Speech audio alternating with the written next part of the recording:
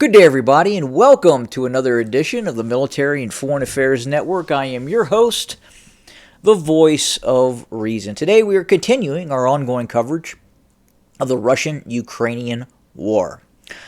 Today, in new news that is coming in, it would appear that, especially in the area of where heavy fighting is ongoing near Bakhmut, it would appear that the Russian forces are starting to rotate Wagner forces and move in higher grade, better equipped, better trained Russian Spetsnaz and Russian VDV, Russian airborne troops, to the area near and around Bakhmut.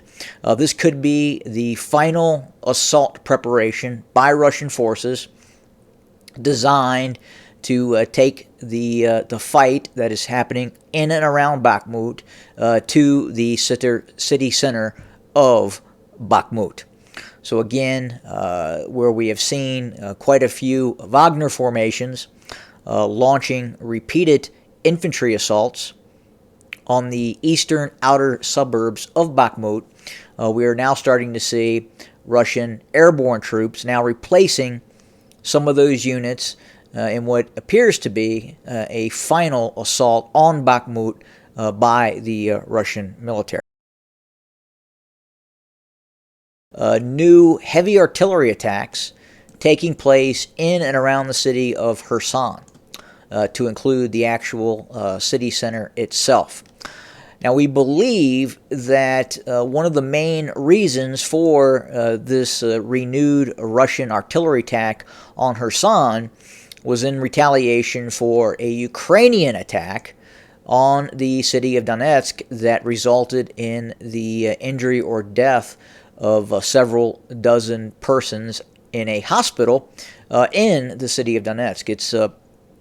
It's very much not reported on in terms of those types of attacks by the Ukrainian military. They have occurred and they continue to occur.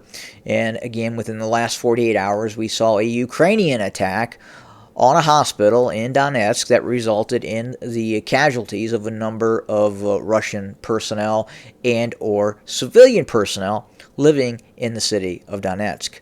So again, that is in all probability why we are seeing this renewed Russian attack on the city of Kherson. Tit for tat, it's war. Additionally, it's now being reported that Ukrainian forces, Ukrainian army personnel, have now been flown into the United Kingdom for training on the Challenger 2 main battle tank. It is believed that the Brits will have delivered the Challenger 2 by sometime around the end of March. And again, that is going to be a delivery of 14 Challenger 2 main battle tanks. Again, it's a company-sized formation. Is it going to change the dynamics of this conflict? No, not at all. It'll give Ukrainian tank crews a little more confidence. It may alter localized engagements where the Challenger 2 is located. It may cause the Russians to change some tactics on the battlefield, but again, the idea that the Challenger 2 or even the Leopard 2 or the M1 Abrams is going to change the outcome of this war is really a farce. It's not going to do that. Again, for those Ukrainian tankers who are able and have the opportunity to operate an Abrams, a Challenger, or a Leopard, again, they're gonna feel more confident versus those T-64s that they have been operating. I mean, look, going from a T-64 to a Leopard 2 is quite a change in terms of quality. I've had the opportunity to enter a T-64, enter a T-72, and given my experience on an Abrams, it's quite a bit different. Again, me personally, having been inside of a 64 and been inside of a 72 and then operated an Abrams, not at all confident in those Soviet era main battle tanks. Again, it's just a different doctrine. U.S. tankers, when we're out in the field, we live largely on those vehicles. It would be very difficult to live constantly in the field on a T-64. Again, very tight, very cramped, very crew unfriendly. Compounding that, you can look at a tank's turret, you can look at a tank's hull, and you can gauge for yourself both the quality and thickness of armor. And after a while, you're able to do that. And I can tell you, getting on a T-72 or a T-64 and looking at those tanks, the quality of the armor, the thickness of the armor, it's a bit unnerving. And it's just something that, as a tanker, I definitely would not want to be on one of those Soviet-era main battle tanks. Now, I know the T-90 and the T-90M especially have seen advances in the thickness and the quality of the armor, and that's definitely apparent. And are those systems much better systems than the T-72?